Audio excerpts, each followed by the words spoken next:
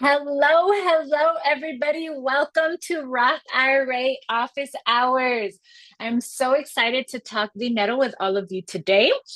And I am going to be sharing my slides with you all today. This is the first time I'm doing that. And I'm like proud of myself for being that organized today. We're not always that organized, mi gente, but today we are. And you could thank the teaching well because I'm trying to impress them. Because some of them, this is the second time I'm seeing them.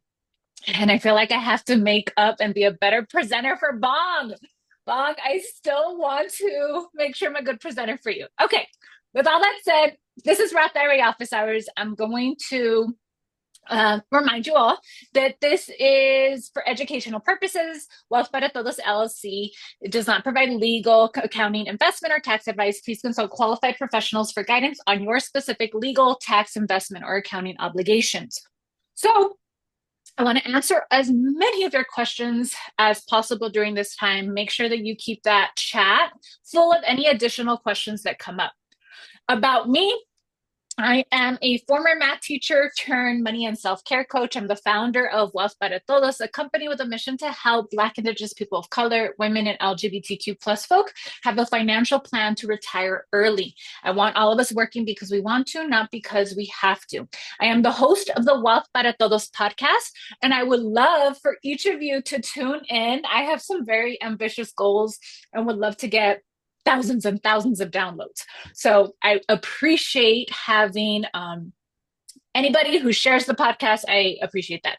I'm a Bankrate expert contributor, and I've even linked that here for you. You could see some articles that I have written, other information. For Bankrate, I write a lot about debt there. So if you're somebody who's navigating debt, you could check out my pieces over there. I'm personally on a journey to become work optional.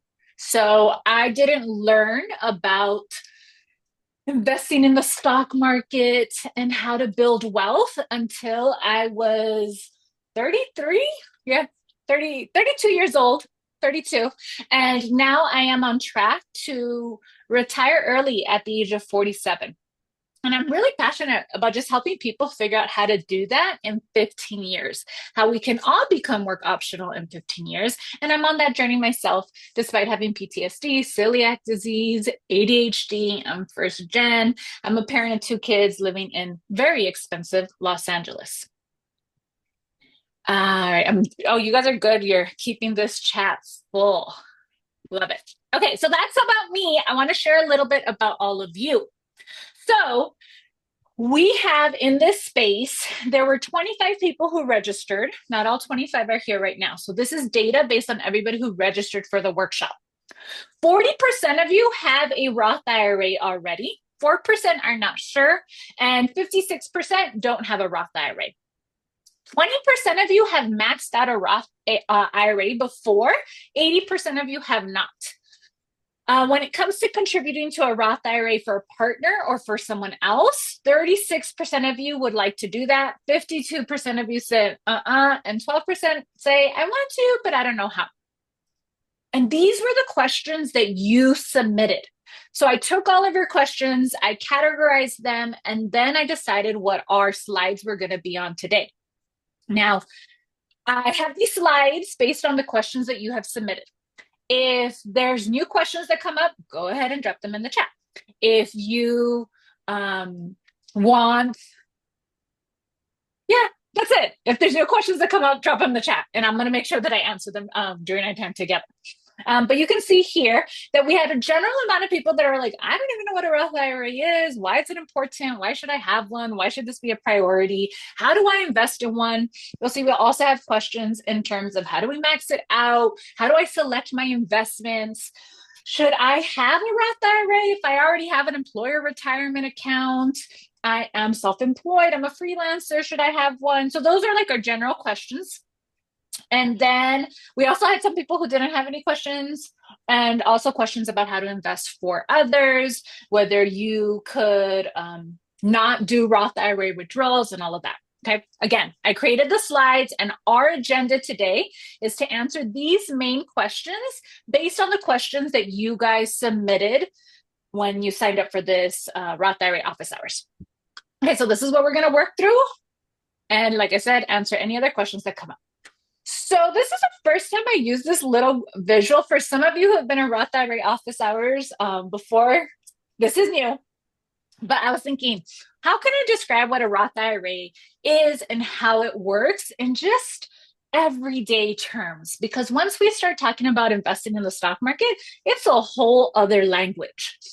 So I wanted to just make it very as simple as possible. So something I want you guys to understand is that a Roth IRA is an account.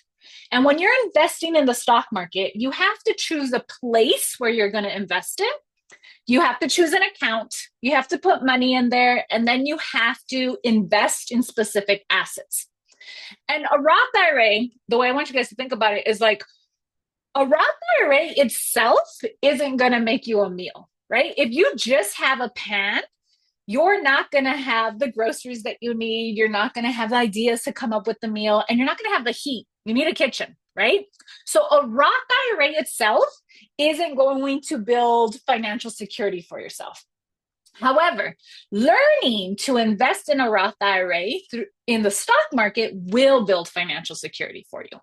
So when you are investing in so what I want you guys to think about right now is a Roth IRA is just like a pan. It is a vehicle that could create this wealth building journey for you. It has the potential to create a wonderful meal, but you have to make sure to select certain things in order to get there.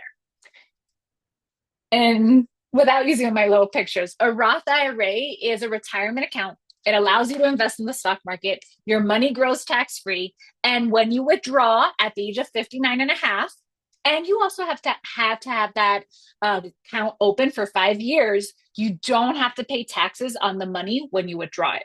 And the reason why I love Roth IRA, I mean, there's a lot of reasons I love Roth IRAs.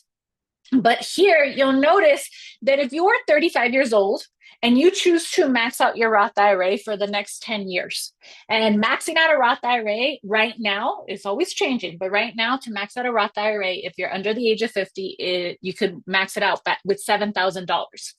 So if you invest $7,000 for the next 10 years, that means that you will invest a total of $70,000. And then let's just say you stop investing and you just leave that $70,000 in your Roth IRA. You have chosen assets and it's just going to be left there. No more contributions. And you leave it there for an additional 20 years. That's $70,000. If your assets have an 8% rate of return, will grow to over $470,000. And at retirement, you get to pull that money out tax-free. You don't have to pay any taxes on that money. And so that is like the value of compound interest, the beauty of investing in the stock market.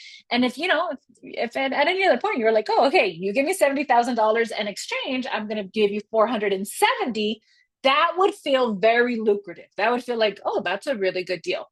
A Roth IRA is an account that you can invest in the stock market that's going to allow you to have that type of growth.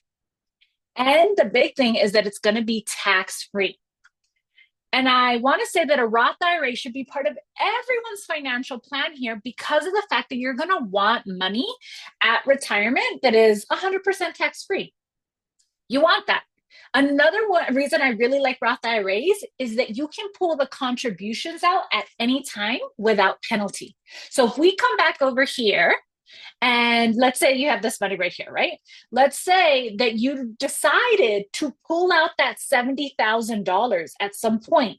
You could pull it out, no penalty, and all the investment, all the growth that money has had would stay in your account and would continue to grow. So that provides a lot of flexibility. I had a client who decided to take a sabbatical from work. And what she did is she pulled her money from her Roth IRA, her contributions to help cover her costs as she went to go live in Barbados, right? So there is freedom there that a Roth IRA provides. And like I said here, you have no forced withdrawals. So one of you asked, like, do I have to pull out my withdrawals at retirement? No, you don't. If you pass that money down to somebody else and they inherit your Roth IRA, they do. But you never have to take out money from your Roth IRA if you don't want to. So there's no forced withdrawals. You can pull out contributions at any time, and it's an account. right? Just like it's a pan. Just like each you'll use different pans for different types of meals that you're cooking. A Roth IRA is a type of account that you would want to invest in if you care about tax-free growth, if you care about the flexibility of pulling out your contributions at any time. And all right, let me check your questions. No questions so far. All right. Now, another key thing is to decide whether you should make investing in a Roth IRA a priority right now. One of you said that you're going to be navigating a divorce settlement and you have money coming your way and you're thinking, oh, maybe I should max out my Roth IRA. That may be a wonderful thing. I want you guys to just make sure that you're aware of the 10 stages of financial security. I'm going to drop this link in the chat. Okay. Marilinda, to max out a Roth IRA means to do the maximum that you can contribute. And that's always going to change every single year. In 2025, if you're under the age of 50, the maximum that you can contribute is $7,000. If you're over the age of 50, the maximum that you can contribute is $8,000. And you could always find that out at the IRS website. Okay. I've shared with you right now the 10 stages of financial security because I want you to know, like, should I prioritize if I have a big lump sum of money coming my way, maxing out my Roth IRA? First, I would say make sure that you have a checking account buffer in place. Make sure you have 1 month of income saved. Make sure that you have sinking funds. Sinking funds is savings for things that you know you're going to spend money on eventually. That could be your birthday parties, holidays. It could also be your car insurance, whatever you know you're going to end up spending money on, you want to have savings put in place there.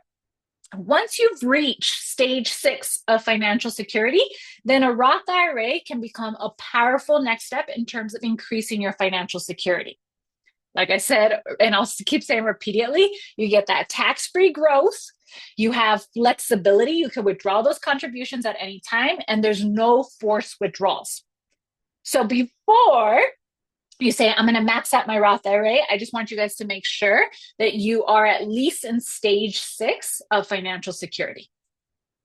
And I also just want to name, I always share this resource here, the MIT Living Wage Calculator, to ensure, like, are you earning enough to cover your basic needs?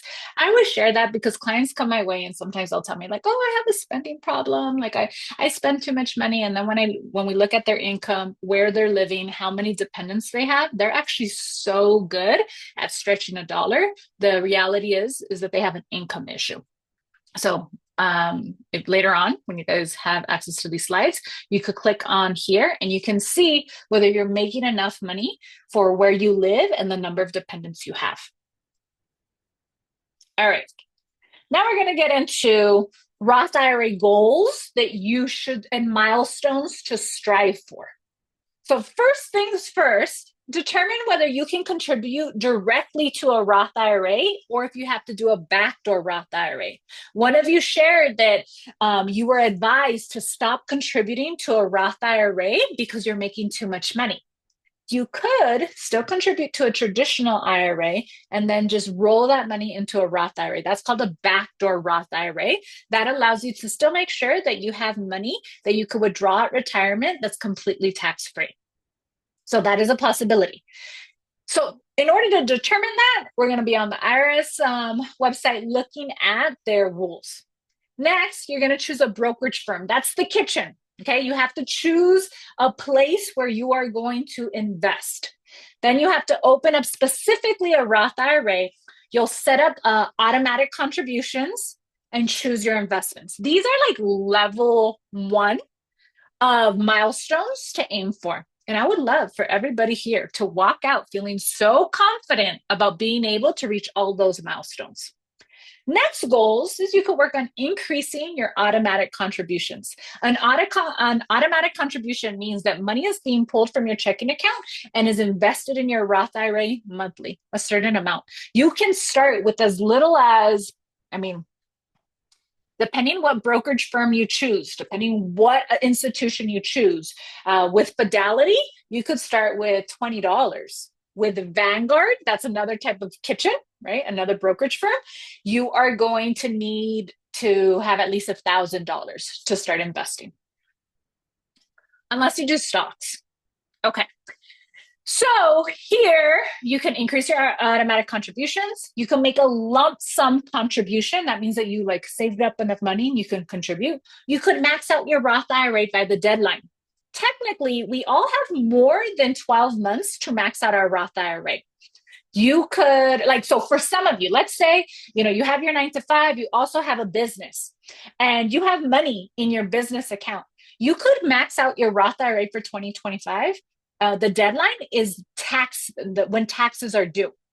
So your Roth IRA for 2025, you have until April 15th of 2026 to max out your Roth IRA. I want you to know that you have that time.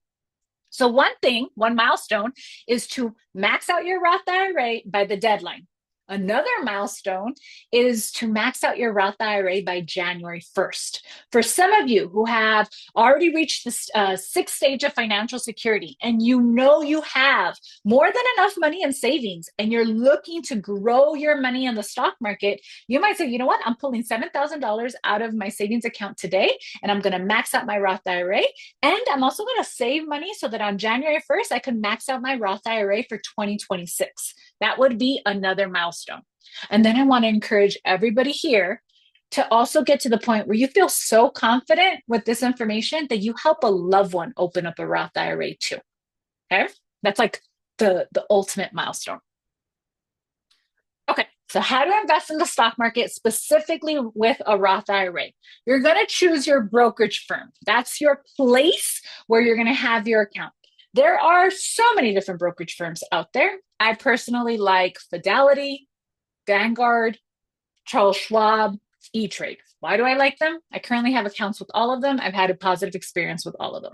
Okay. There are, I want to say over 3,000 brokerage firms that you could choose from. And I'll say this repeatedly in our time together. I like Fidelity, Vanguard, Charles Schwab, E-Trade.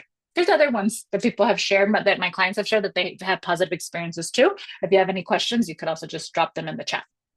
Okay, second, you're going to open up a Roth IRA. Notice this is a very specific type of pan. There's many different pans that you can cook within a kitchen, just like there's so many different accounts that you could use to invest in the stock market. Then you're going to make your contributions. You're going to put your money inside. You're going to decide how much money you want to put in there. And then you're going to choose your assets.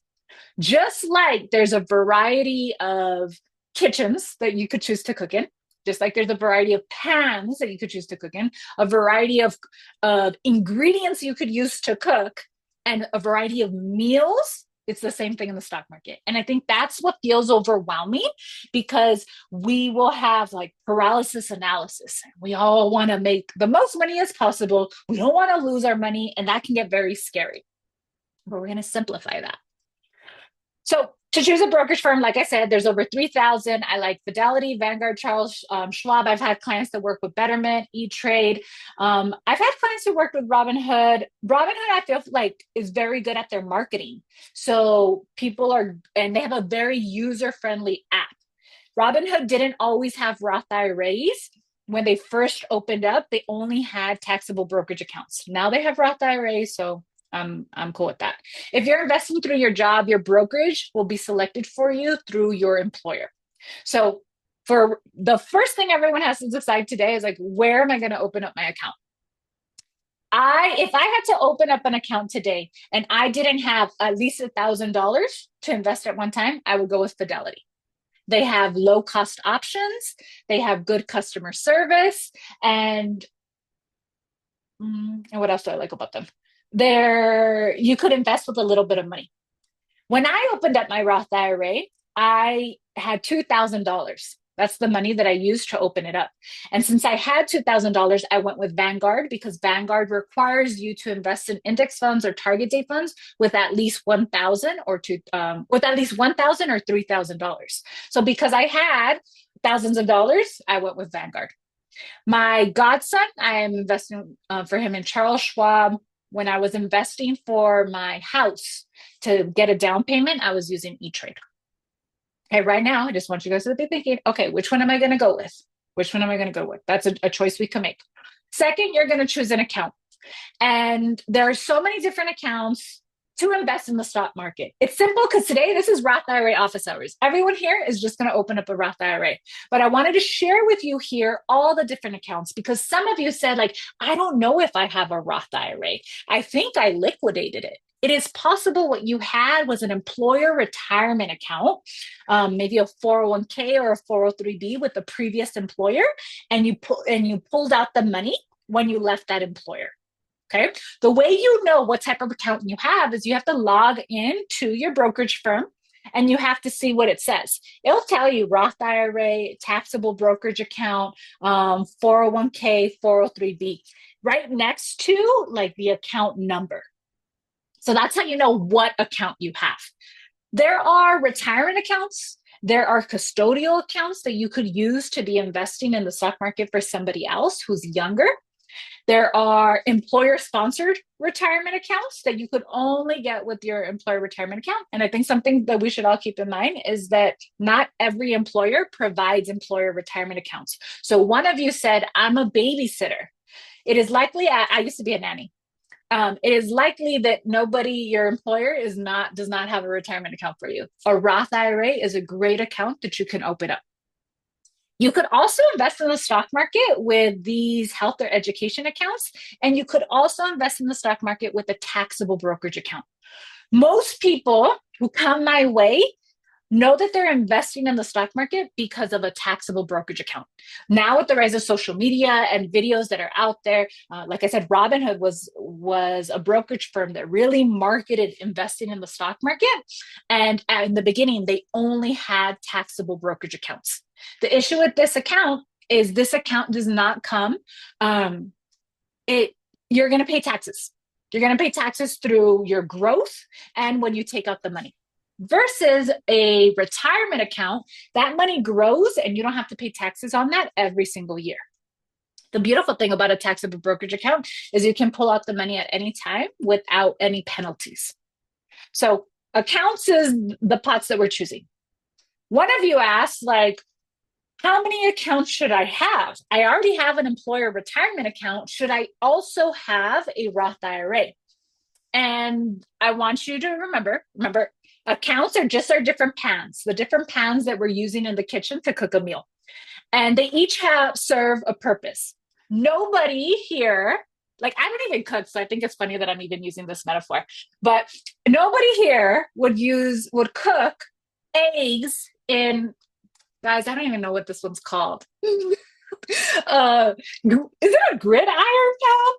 I don't know. Put it in the chat, y'all. Help me out. Okay, this one, no one's cooking eggs in there. I know that for sure. That would be a hot mess. You would cook eggs in here. You wouldn't probably not cook eggs in here. You would boil eggs in here. Each type of account has its own, just like each pan has its own purpose, each account has its own purpose. It has its own regulations. It has its own rules. I'm checking to see if any of you, wow, there we go. One person. Wait. You can cook eggs in there? I didn't even know that. Oh, okay. So we can cook eggs in there. It is a cast iron pan. Thank you, Emily. Okay. Jill says, I'm curious if it makes more sense to invest in a Roth IRA over a 529 savings for my kids' college account. Ooh, that's a good question. So the nice thing about a Roth IRA, your kids have to be working in order for them to invest in a Roth IRA. Okay. So if they're not currently earning income themselves, then a Roth IRA isn't an option for them. If they are earning income, then you could contribute. However, it's only as much as they're earning.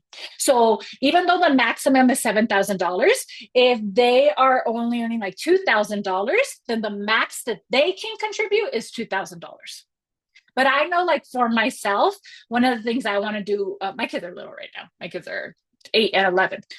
When they do start working, I want to make sure to contribute to their Roth IRAs. Why? Because of the flexibility in terms of being able to pull the contributions out at any time. Also, in California, there isn't, we don't get like nice like write-offs when it comes to 529 contributions compared to other states. Okay. Okay, look, and now everyone is teaching me about cast iron skillets. You could apparently cook everything in there. This is good. Okay. Rebecca says, but if they work for our business and get paid, we can also invest in that. Yes, yes. As long as your children have earned income, then you can invest in a Roth IRA for them. Okay. So let's talk about your employer retirement account. The benefit of that is it reduces your taxable income right now. It saves you money in taxes right now. So when, let's say you make $100,000 a year and you contribute 10,000 to your 403b, to your 401k, when it comes to paying taxes, you only have to pay taxes on $90,000. We subtract what you contribute to your employer retirement account. So it reduces your taxable income right now, which is why it's like, let's everybody make sure you're investing in your employer retirement account if you have one.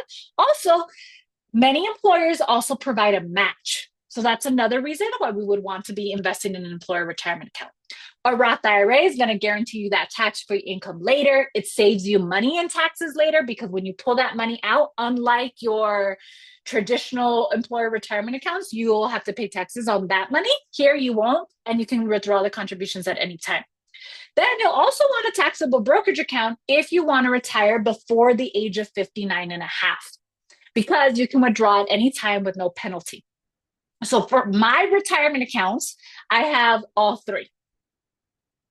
And I'm strategic in terms of how I'm investing. For me to retire at the age of 47, I have to invest $32,500 a year.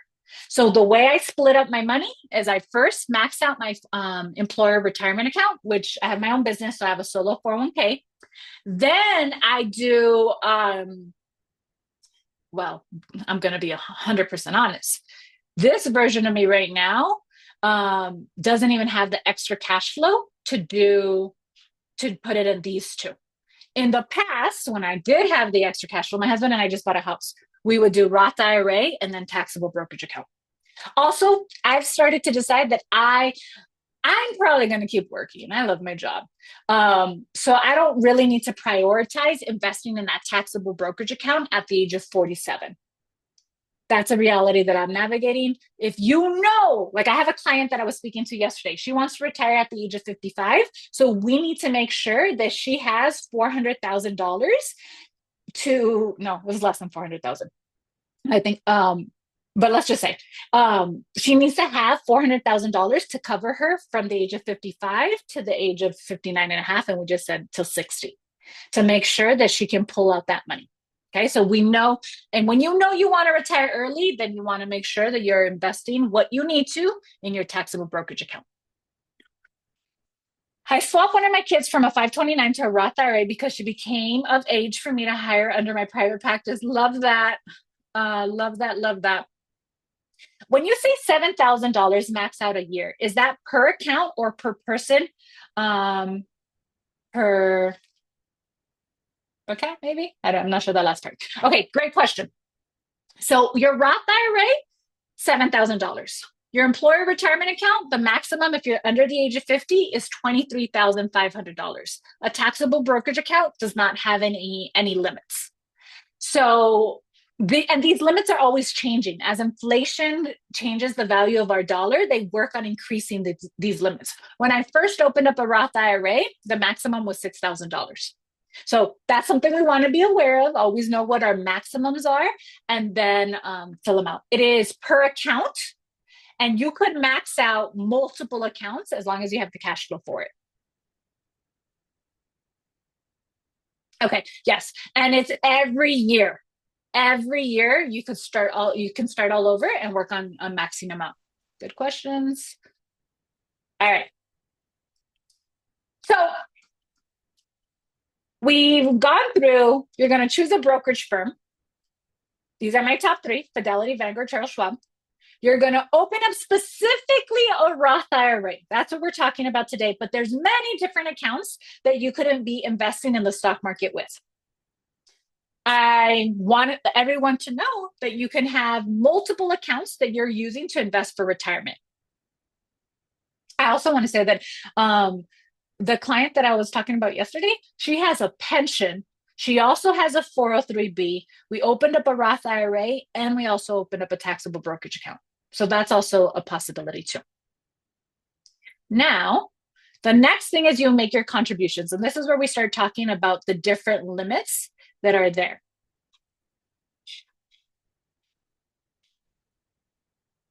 Okay, we're going to get into assets, Vicky. So we could look into why you might not be getting enough money back from your account. Okay, so here, these are just the contribution limits for each, for the main accounts that you could be investing in. Again, this is every year. This is per person, whether you have a spouse or not, you get to do this. Now, one of you asked, should I have a joint Roth IRA account with my spouse? There's no such thing as joint Roth IRA accounts. You could open up a joint taxable brokerage account, but all of these accounts here are individual accounts that are just going to be under one person's name. What you do want to make sure is that you set your spouse as a beneficiary and let them get it as a beneficiary. But there's no, like, you know how you could go to a checking account and get a joint checking account or joint savings account? You can't open up a joint Roth IRA. You can't open up joint investment accounts. Okay. So we talked about contributions. Now we're going to start talking about, all right, you've transferred the money in. You have to choose your investment so that the money actually grows. You can, once your money is in the account, you have to tell it what to do. You could buy individual stocks. You could get exchange traded funds, ETFs. You could get index funds, a target date fund, REITs, mutual funds. Now, I know I attract people who care deeply about the environment, who care about the world, and want to make sure, like, capitalism sucks, but I know I kind of need to engage in capitalism enough for my own financial security, but I also want to be very specific about not creating more harm when it comes to the environment and, just invading and investing in companies that invade other countries, wars, and things like that. So when you're choosing your investments, you could look into ESGs, which we'll talk about in this next slide. This part here, capitalism sucks. I want to be do my best to invest ethically. You want to look into environmental, social, and governance funds, ESG funds. Now, what's a good rate of return on your investments? Vicky asked earlier that she feels like she's getting pennies from her dividends. A good rate of return is the historical average of the stock market over time. So the US stock market has returned about 7 to 10% annually after inflation. So that's usually the benchmark that we're going for. We want to choose assets that are going to provide at least 7 to 10% in return. When it comes to bonds, so that's the stock market. That's when you're investing in a company and the company is you're basically lending money to a company and the company is saying like, oh, okay, well, the company did well. Thanks for investing in us. Now we're going to pay you some dividends, or the value of the stock of that company increases. The bond market is when you are letting a company borrow money and then they are paying you back the value of that money with a little bit of interest. So that is like more guaranteed, right? Because they have to pay you back. And that's around 3 to 5% annually, but it has a lot less risk and there's more stability, but there's not the higher rate of return. Okay. And then you can have blended portfolios where there's this mix of stocks and bonds together. I want us to start going into making sure you guys feel confident choosing your assets. So again, you're going to choose a brokerage firm.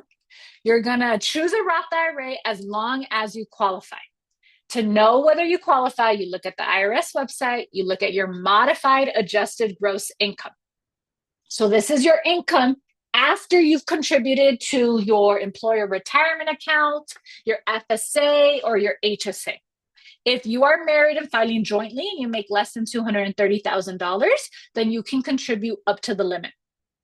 If you are single, head of household, you need to contribute. Well, and if you're divorced, okay, and you did not live them with them through that year, or you're like separated, but for the entire year you haven't lived together, then you can make as long as you make less than $146,000, then you can contribute directly to a Roth IRA. If you're making more than this amount of money, you can still invest in a Roth IRA, but you're going to have to do the backdoor Roth IRA process. Okay. Backdoor Roth IRA process means that you contribute to your traditional IRA first, and then you roll that money over into a Roth IRA. It's simple. You just have to be mindful of something called the pro rata rule. Okay, so here you've decided, all right, I meet this. I could contribute up to the limit. Then you could also see that there's like reduced amounts. So you choose your brokerage firm. You know you're going to open up a Roth IRA. And let's go even looking specifically what that would look like. If you went with Fidelity, you could click here, open account here, and then you would open a Roth IRA. You would provide them with your basic information. So you're going to provide your identity, employment information, a social security number. You'll create a username and password, and then you'll transfer money into the account. It doesn't take more than 10 minutes. That's how we open a Roth IRA. Then you'll set up your contribution, how much money you're going to start to invest with. Let's say you're starting with $20, $100, whatever amount. You'll transfer that money in. The next step, after you've made that contribution, is to choose your assets. And I want to get into what different things you could potentially purchase. So here, and these are good things that you guys could always just Google search. A target date fund. These are 5 low-cost target date funds. If we were going to go with Fidelity, we might choose to invest in this target date fund. So I'm going to go ahead and get that ticker symbol. That's what you'll need to know in order to purchase your assets. Bun says, is there a place where we can share who our assets are? Oh, you're talking in terms of everyone, like just sharing amongst each other what assets you choose. Yeah, that's a good idea. It's a good idea. I also just want to give you like the language here. So, oopsie. If we went with, this is what I'm investing in, right? So this is the ticker symbol. You could enter that into Google. You can see how this target date fund has performed in the past month. You can see in the past 5 years. You can see in its lifetime. So this target fund was available for purchase in 2009, and it cost $10 to purchase it. Now, if you want to purchase it, you'd have to pay $30. You'll see how it has gone up and it has gone down in terms of value. But overall, if we look at the length of the time, it has increased in value. So that is an example of a target date fund. If you look at the Fidelity website and you actually chose that, you'd get even more information here. Something I want you to look at is the maximum amount of time, what the rate of return is. Right now, the market has, been performing well. So you see these higher rate of returns for this specific year, but we want to look at the average over time. So here we see 11%. If you remember back here in these slides, I talked to you about, the return being between 7 and 10%. So if we see that we have this asset here and it is providing us with 11%, that's good. That's a good return on investment. Besides that, we want to look for the costs, the expenses. And here you can see that the expense ratio is 0.12%. That's an important number to be aware of. So when it comes to your assets, when you want to look at, and you can start with your employer retirement account. Go to your brokerage firm for your employer retirement account and check what assets you're invested in there. You want to see, do I have a rate of return that has an average rate of return after 10 years or more that's above 7%, 10%? If you do, good.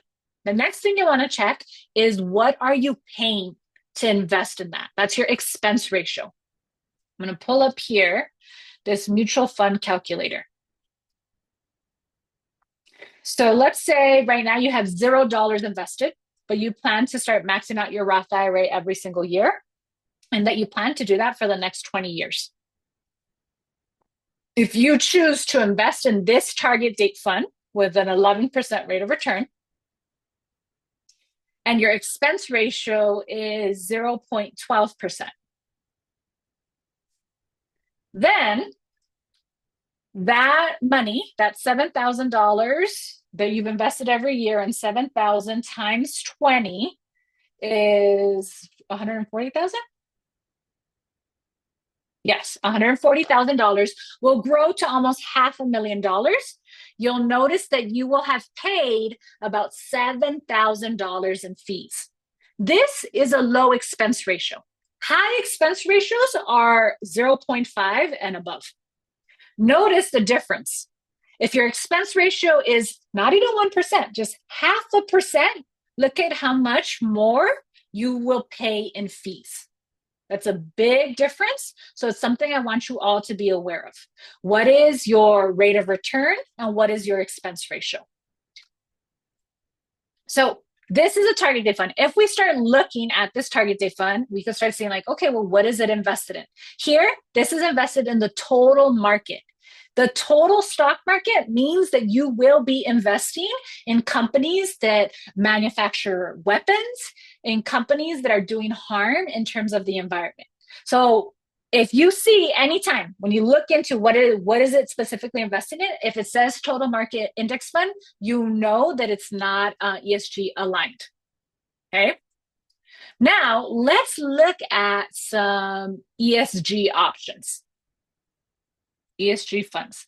And I'm going to go with here 7 best performing ESG ETFs and 7 cheapest ESG ETFs for October. Now that you have this language, it's always something that you can Google. All right, so here we have this ESG account. It's an ETF. I'm going to take that ticker symbol. We see that it has had great growth. So it's a new account. It's a new ETF. It wasn't always available. This is something that just created in 2024. But it's gone from $24 to now having the value of $27. If we look at, it doesn't say the expense ratio here. So let's see if we could purchase it here in Fidelity. CHGX.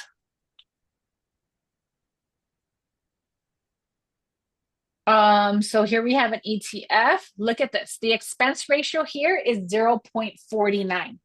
So that's on the higher end in terms of our expense ratios, which is why I want you guys to be mindful of expense ratios that are lower. A popular ESG fund is this one, okay? ESGV, which you could purchase in Vanguard, but you could also purchase it here in Fidelity. And I'm going to pull it up. So here we can see that the expense ratio is 0.09. This is what it includes. So this is something else I want you to keep in mind. This account will not be investing in any companies that manufacture war weapons, is technically doing any harm to the environment. However, like that's what it's saying. But when we start to look at things closer and closer, one of the things you'll have to like accept when you're investing here is that it does, this ESG stock fund does invest in Apple. And we know the harms that Apple has had, right? Does invest in Amazon. So it's saying like, oh, it's not bad for the environment, but you know, that's where we can start to be like, well, there are some harms to the environment. It also includes Tesla, Facebook, Google, and all of those holdings. So I want to just like share this with all of you because this is the sucky part of capitalism and the options that we have available to us. So even these ESG funds will always, like, it's not perfect. It's not perfect under capitalism, or there's always harm. Okay. Let me come back to these slides. Let me see your questions. Yeah, Rebecca says, I just want to be old and a nice life. Yeah, I don't want to play this game, but how do we secure the bag without being a capitalist? And that's like the tricky part, right? Because with all of these, oh, can you do the calculator again for this one? Yes. All right. So if we looked at, I mean, this is another thing that this one here, it said it had best performance, right? That it's gone up 80% in 1 year. However, when we looked at that stock, it started off at $24 and now it's like at 27. So I feel like that's not like a very good ROI. Like in the sense that it's not a truthful ROI. Um, and so I wouldn't want to put into this calculator, oh, the rate of return for this ETF is 80% because it doesn't really give us good data. We want data that's at least 10 years old. And this is a new ETF. Let's look at this one to see a different one. Maybe it has at least 10 years of data. So this is also a young one. That's another thing to keep in mind when it comes to ESG funds.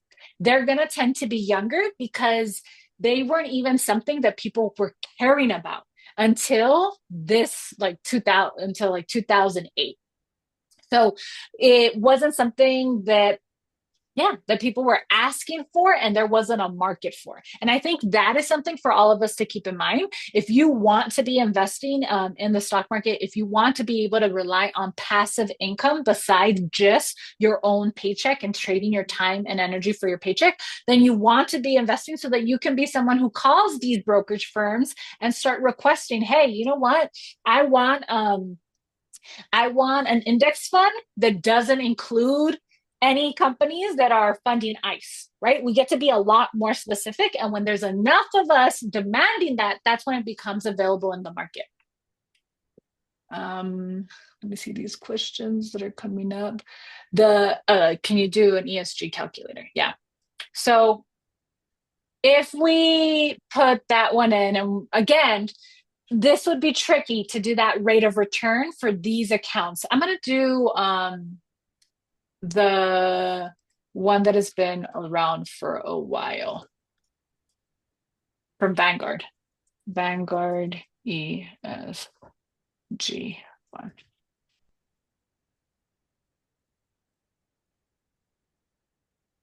Okay. So here we have one from Vanguard. It has a expense ratio that's 0.13%. And remember when I told you about how Vanguard requires you to invest with a minimum of $1,000 or $3,000? So notice that here it's saying like, hey, you need to invest at least $3,000. But the rate of return here has been 14% for this year. If we were to look at this exact fund in Google, BFTAX, we can see that this one has been around since 2019. So it's an older one. And this would be a good one that we would want to put inside this expense ratio calculator, okay? Because we could actually get data on it.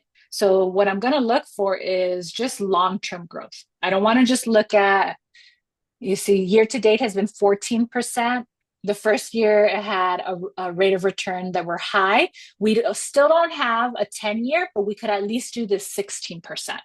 So if we put that in here, a 16% rate of return, this one's expense ratio is 0.13%. Remember, anything below 0.15 is good. And if we looked at that same one, well, notice here, the fees would be higher, obviously, but it's really because the value. This has a higher rate of return. So with a higher rate of return, you're going to make more money. There's a typo. Oh. Okay, thank you. 13. Okay, that's going to change dramatically. Watch everybody. The cost of fees is only 15,000. Okay. But again, it's going to be more than the other ones because the rate of return is higher. When your rate of return is higher, then, you're also going to, if you make more money, then you're going to have to pay more money.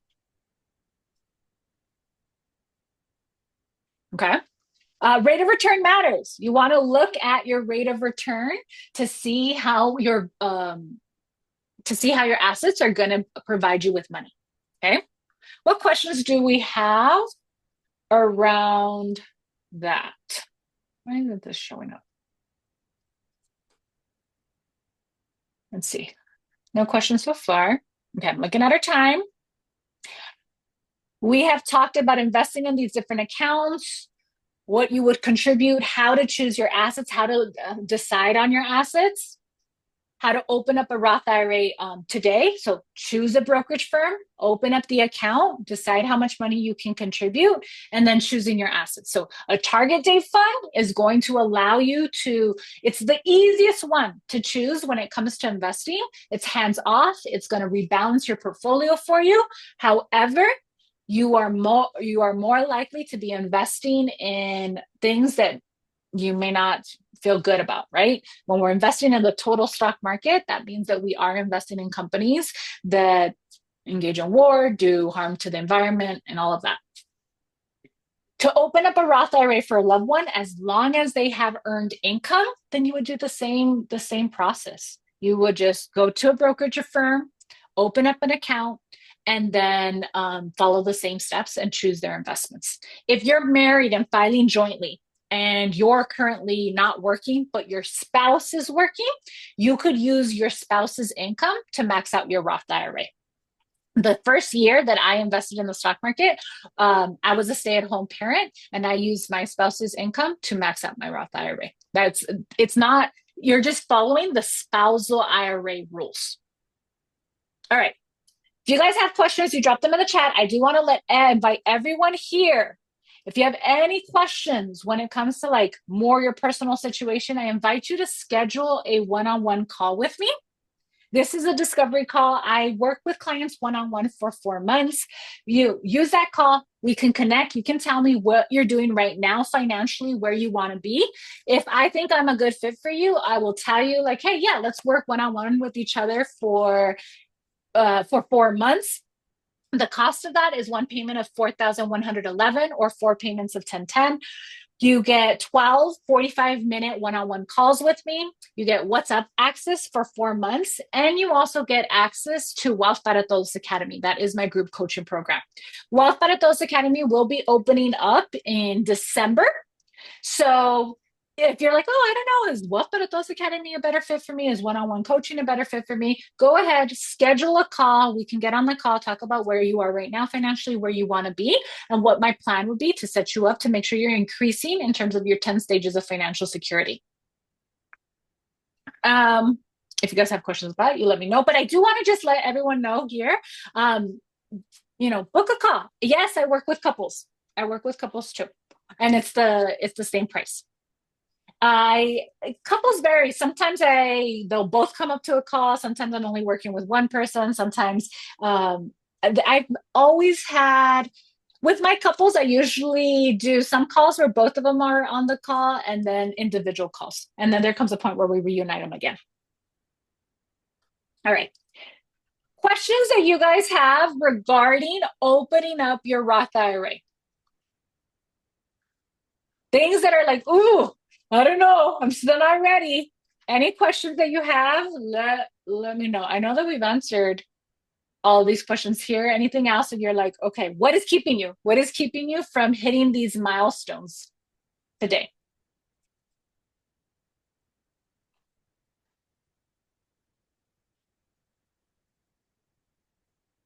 Okay, the assets are sticky. Yeah, I think one of the things to keep in mind when you're choosing your assets is you have to think about like, okay, let me create like another slide here.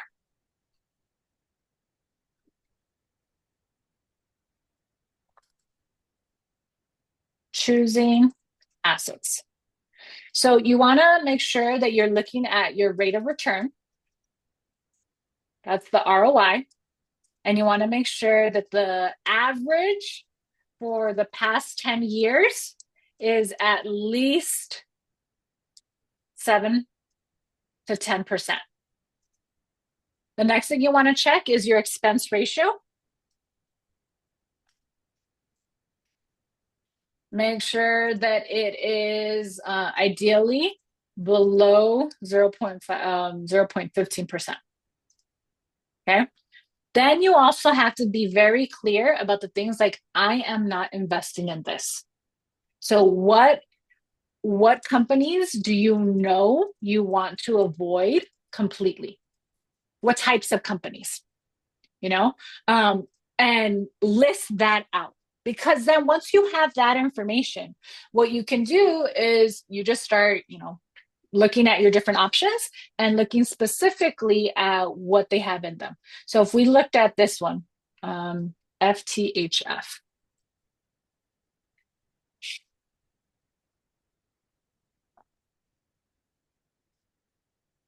All right, it has been around for 2 years. It's doing emerging markets. Let's see if it's available at Fidelity.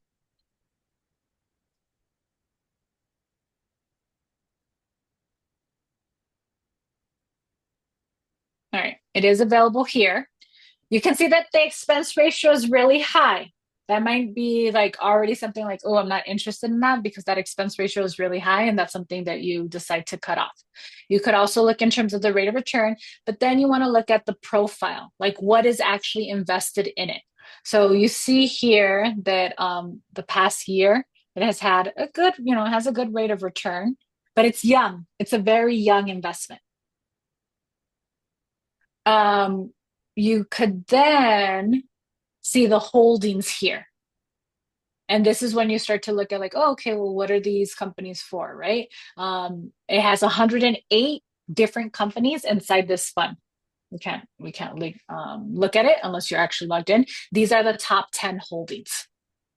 Okay, so that's that would be your process, Bong. You would be like, okay, what is my rate of return? This one met the rate of return. The expense ratio is high, but sometimes it's worth it if the rate of return is really high as well. And then doing a values check of what companies you want to avoid completely. Ooh, yay! Lindsay already opened an account with Fidelity. Step one complete. We love that. We love that. Good job, Emily. Yes, yes, yes. What's the difference between the gross and net expense ratio? Oh, good question. So your gross expense ratio, if we look at over here, um, hmm, it's saying like how much money it's going to have after it's being invested. So net, and it should be the same amount. I'm wondering if they ever, because you'll see here in our calculator, the fund expense ratio, when you're entering that, you would just put the gross expense ratio. Some of them don't even include the net. Okay, I already have a Vanguard Roth IRA, but I'm not actively investing. So next step is figuring out how to do that. Yeah, so if you're with Vanguard, okay, Marilinda says, should we not invest in any asset younger than 10 years? Not necessarily.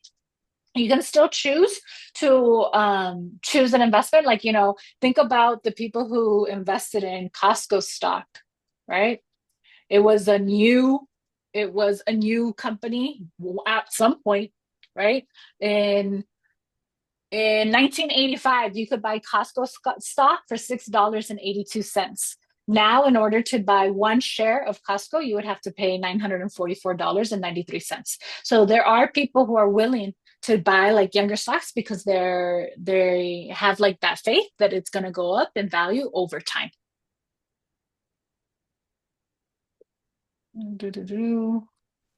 Okay. All right, y'all. It was nice talking to you today. Again, if you ever want some more one-on-one attention, use that link to schedule a call to meet with me. It is a free call, and we'll just see where you are right now, where you want to be, and I'll direct you to whatever resources you need. All right. Talk to you later.